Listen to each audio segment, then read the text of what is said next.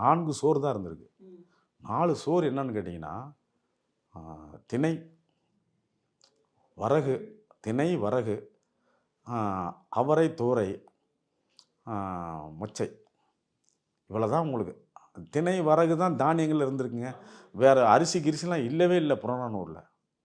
புறநானூறில் அரிசிங்கிற வார்த்தையே வரல. அப்போ இந்த 4 பொருள்கள் உணவை சாப்பிட்டுக்கிட்டு 4 மக்கள் இருந்திருக்கான். பாணன், பறையன், கடம்பன், துடிலன்.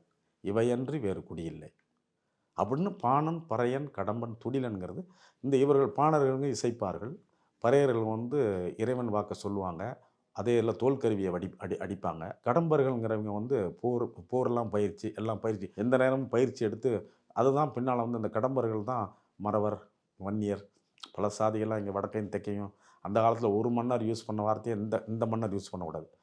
அதனால் தெற்கவர்கள்லாம் மறவர்னு போயிட்டாங்க, இங்கே எல்லாம் வன்னியர்னு போயிட்டான். அதுக்கு வடக்கு போனால் ராயர்னு போயிட்டான். எல்லாம் நம்ம சகோதரர்கள் தான்.